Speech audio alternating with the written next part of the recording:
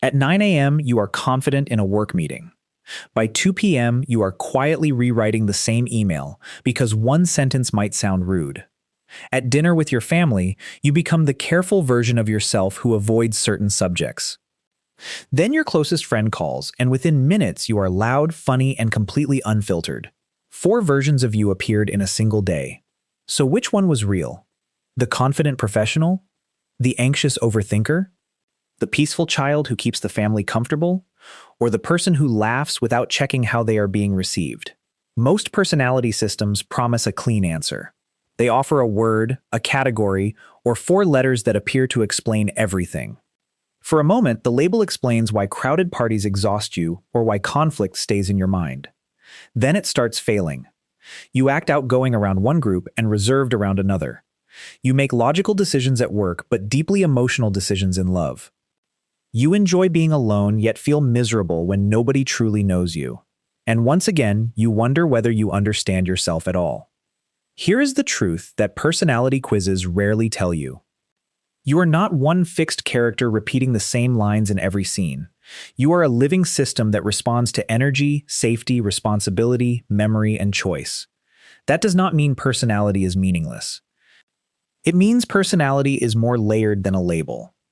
Today, we are going to explore the 4 selves that shape how you move through the world. The self that appears naturally. The self that adapts socially. The self that protects old wounds. And the self you deliberately choose to become. Understanding these 4 selves can explain why you feel different around different people, without concluding that you are fake, confused, or broken. Welcome back. I'm Alex. And this is the psychology of who you become in different rooms. The first version of you is the default self. This is the pattern your mind and body tend to return to when you are not performing, defending, or trying to impress anyone. It includes your natural pace, your preferred level of stimulation, and the way your attention moves through the world. Some people wake up on Saturday and immediately want activity. They text friends, visit a busy market, join a pickup game, or make plans for the evening. Other people wake up and feel relieved that nobody needs anything from them. They make coffee, put on music, and enjoy several quiet hours before speaking to anyone. Neither person is healthier, kinder, or more confident. They simply differ in how much stimulation feels comfortable and how they tend to restore energy. This is a more useful way to understand introversion and extroversion. They are not 2 separate species. They are ends of a continuum, and most people live somewhere between them. An introverted person can deliver a brilliant presentation, host a dinner, or spend an entire day talking with clients. The important question is not whether they can do it. The important question is what it costs them afterward. An extroverted person can enjoy reading alone or spending a quiet Sunday at home. The question is how long that solitude remains restorative before it begins to feel empty. Modern personality research usually describes dimensions rather than forcing everyone into rigid types. People differ in openness, organization, sociability, cooperation, and sensitivity to stress. These are tendencies, not moral rankings. Creativity does not excuse unreliability, and emotional steadiness does not automatically create wisdom. Picture 2 employees receiving the same message from their manager. It says, "Can you stop by my office before lunch?" One person assumes there is a practical issue to discuss and continues working. The other person mentally reviews every decision they made during the past month. The message is identical. The nervous systems reading it are not. The second person is not necessarily dramatic. They may simply have a stronger sensitivity to uncertainty or a history that taught them vague messages often brought bad news. Your default self gives you a starting point, but it never operates alone. The moment another person enters the picture, a second version of you begins to appear. This is the adaptive self. The adaptive self changes its behavior to fit the demands of a situation. This is not automatically dishonesty. It is one of the reasons human beings can cooperate across different environments. You do not speak to your closest friend exactly as you speak during a performance review. You do not tell a joke at a funeral the same way you tell it at a pub. You may be direct in a small startup meeting and more formal when presenting to a large institution. Social flexibility is a skill. The problem begins when flexibility requires self-abandonment. Imagine a woman named Rachel who is naturally thoughtful and slow to answer difficult questions. Her new company celebrates people who speak first, speak fast, and sound certain. Rachel's best ideas arrive after she has had time to examine the problem, but louder colleagues usually speak first. So she trains herself to interrupt and fills her calendar with networking events. From the outside, she appears to be thriving. Inside, she feels like an actor whose shift never ends. The exhaustion is not proof that Rachel chose the wrong career. It may be evidence that she is using an expensive strategy every hour of the day. Healthy adaptation says, I can stretch when the moment requires it. Unhealthy adaptation says, I must erase my natural rhythm to deserve a place here. Many people confuse competence with compatibility. You can become skilled at an environment that is slowly draining you. The adaptive self becomes especially visible around family. Someone may lead a department all week, then visit their parents and suddenly struggle to say no to a small request. Their adult abilities did not disappear. The family environment activated an older role in which keeping everyone happy was the price of belonging. Before we continue, I want to ask you for one small favor. If you've gotten any value from this video so far, please hit the like button and support the channel. One like may seem small, but it tells me you want more videos like this. So take a second, leave a like, and let's continue. This brings us to the third version of you. The protective self is not mainly designed to express your personality. It is designed to prevent pain. It watches for situations that resemble earlier rejection, humiliation, conflict, or loss of control. When it detects similarity, it responds before the present moment has been fully evaluated. For one person, the protective self becomes agreeable and says yes, before checking whether there is time. For another, it retreats into logic whenever emotion makes the conversation feel unsafe. For someone else, it becomes fiercely independent and leaves relationships before anyone can leave them. What looks like personality may be a strategy for avoiding rejection, helplessness, or disappointment. Protective patterns are often mistaken for core personality. You may say, I have always been a people pleaser, but perhaps pleasing people was a solution you learned, not an identity you were born with. You may say, I am just emotionally detached. But perhaps distance is what remained after closeness was repeatedly punished.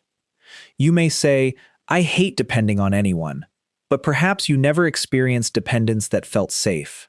This does not mean every personality difference comes from trauma. That would be another oversimplification. Temperament, development, culture, relationships, and life experience all interact.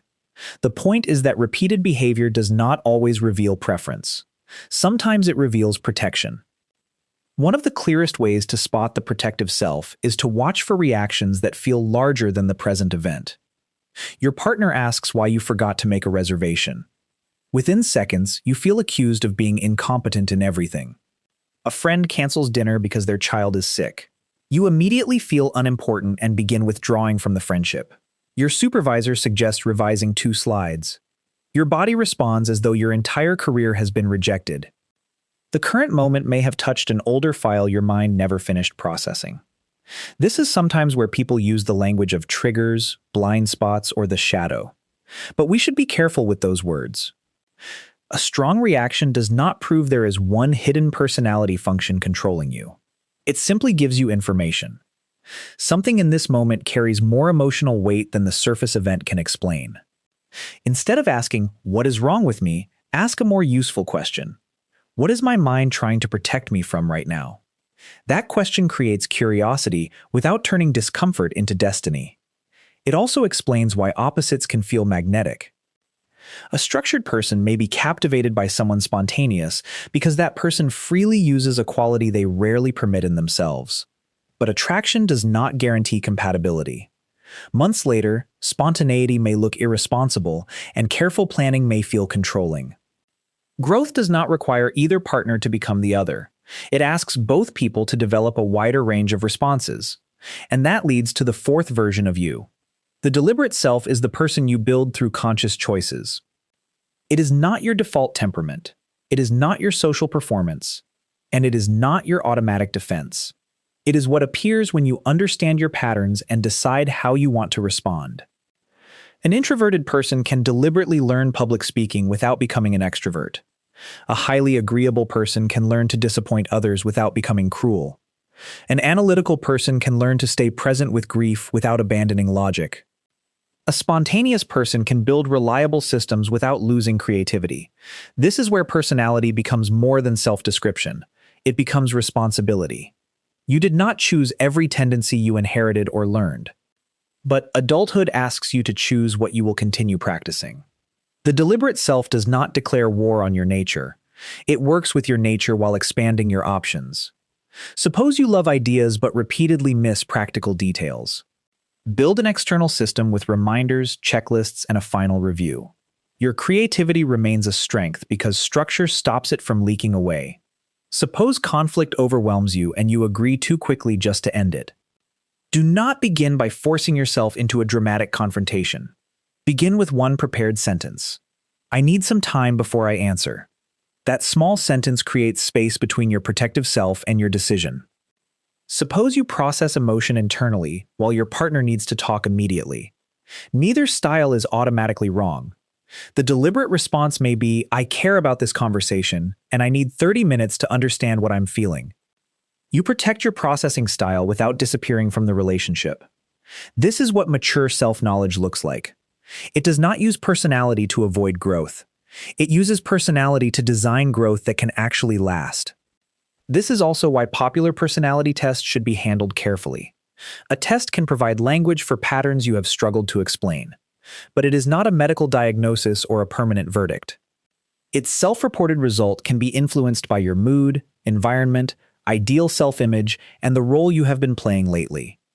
You might answer as the person your job rewards, your family expects, or you wish you were. Then the test returns a description that feels partly accurate and partly like a stranger wearing your clothes. The danger begins when a useful description becomes permission to stop developing. I am an introvert, so I cannot build new relationships. I am a thinker, so people should accept that I dismiss their feelings. I am spontaneous, so deadlines are simply not who I am. Those statements do not protect authenticity. They protect avoidance. A personality label should function like a mirror, not a fence. It should help you notice a pattern. It should not decide where you are allowed to go.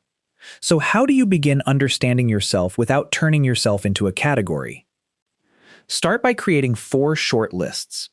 The first list is called What Restores Me. Write down the activities and environments that genuinely leave you with more usable energy. The second list is called Where I Perform. Identify where you monitor yourself constantly, which version seems required there, and what that performance costs. The third list is called What I Protect.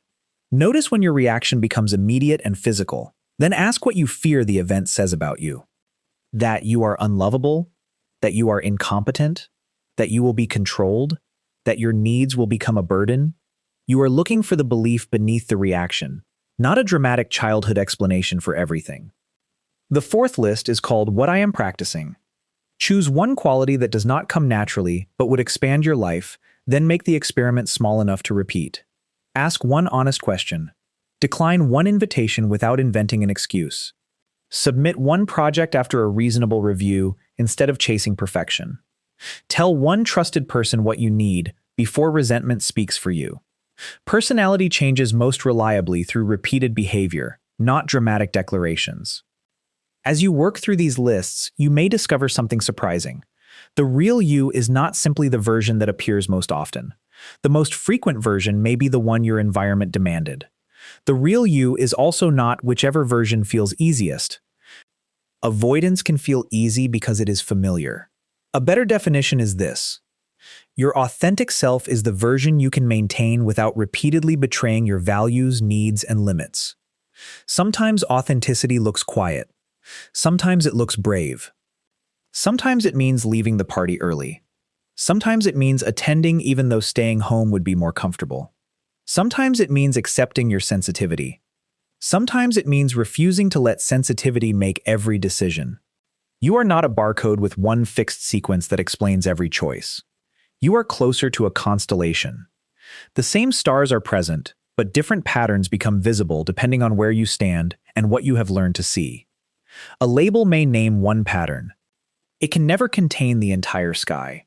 So use personality language with humility. Let it explain without excusing. Let it guide without imprisoning. Let it reveal your natural strengths while also showing where those strengths become rigid. Your goal is not to discover a perfect category and remain there forever. Your goal is to recognize which self is speaking and decide whether that self should lead this moment. Is this my default self asking for rest? Is this my adaptive self helping me communicate? Is this my protective self expecting an old danger? Or is this my deliberate self, choosing the response that reflects who I want to become? That pause may not change your personality overnight, but it can change the next decision. And enough deliberate decisions can change the shape of a life. Which of the four selves controls you most often right now? The default self, the adaptive self, the protective self, or the deliberate self? Tell me which one you are in the comments below. Even if you only write one word, I want to know which one you relate to most. If this video helped you understand why you feel like a different person in different rooms, share it with someone who has been trying to fit their entire identity into 4 letters. And subscribe for more grounded psychology about sensitive minds, hidden patterns, and the parts of ourselves that other people often misunderstand. Thank you for staying with me until the end. I'm Alex, and I'll see you in the next video.